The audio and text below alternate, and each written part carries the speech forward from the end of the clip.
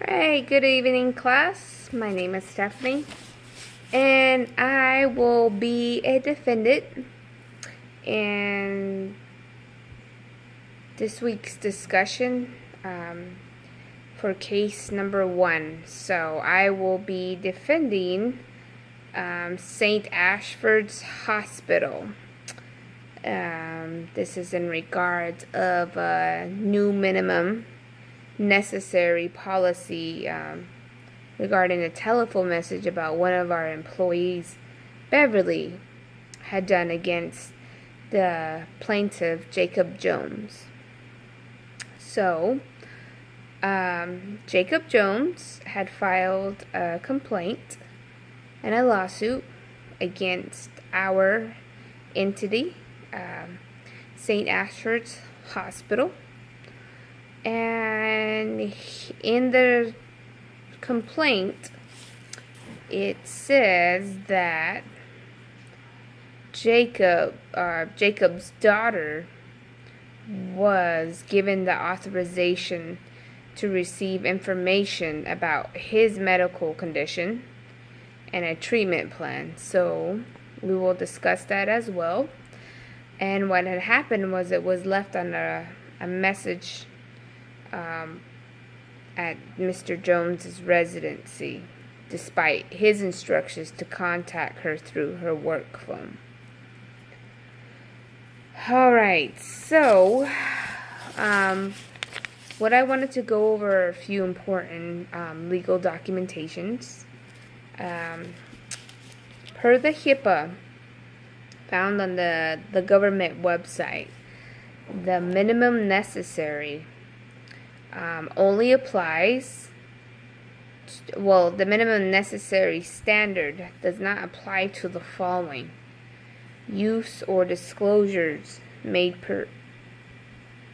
pursuant, sorry, I'm a little dyslexic, pursuant to an individual's authorization. So, what had happened here is Mr. Jacob Jones was a patient of our hospital, and he requested that all his treatment information, all his care plan be relayed over to his daughter, who was his next of kin, and he had given authorization. And as a hospital, we do protect ourselves with legal documents. So here I have a personal representative request. So you could see, I will share this with you. Here it is, St. Ashford's Hospital.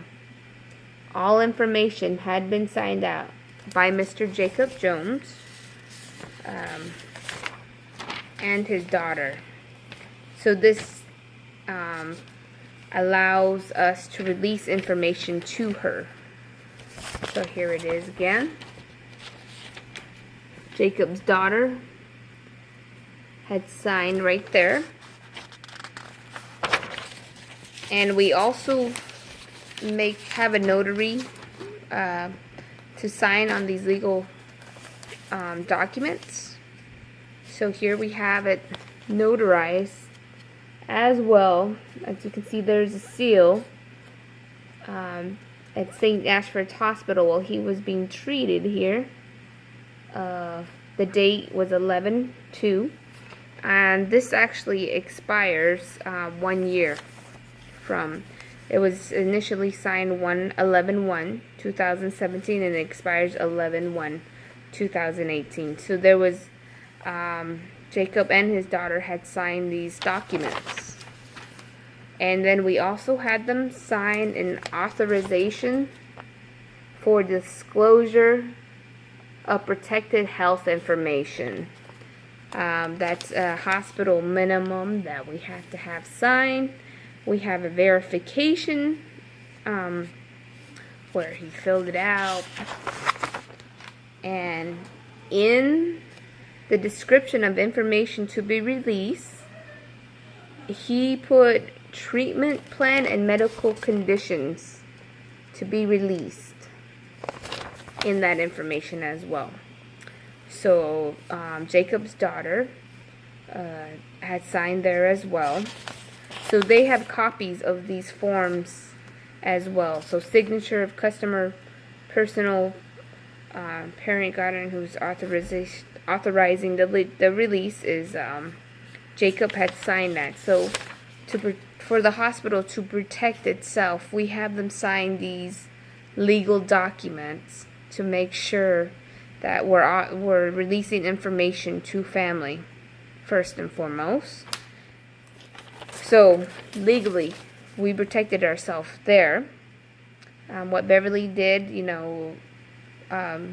could have been handled a little better. But so here's the thing.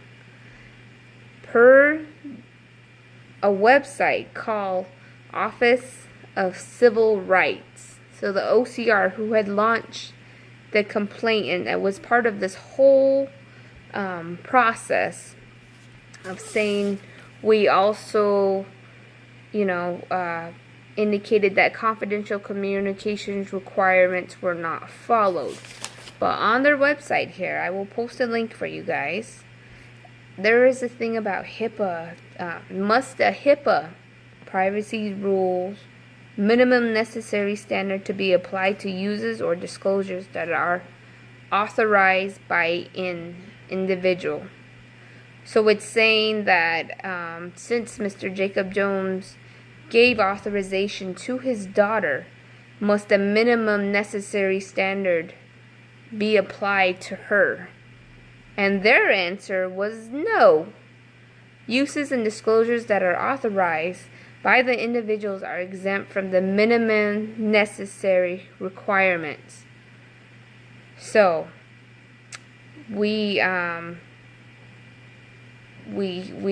did, we will put in a new training process for our hospital, but by law we are legally not liable for anything.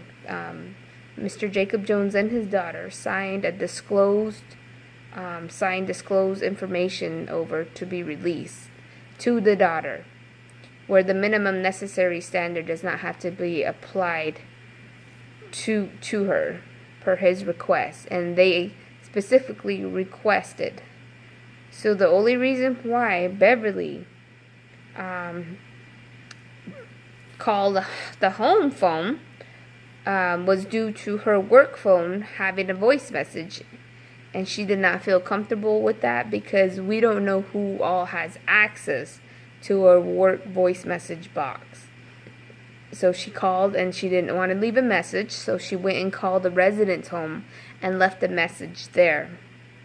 So any time, it's at the nurse's discretion. They don't have to leave a message if they feel that it's not a secure voice message compared to the home phone number of where it's Jacob's or his daughter have access to that voice message box.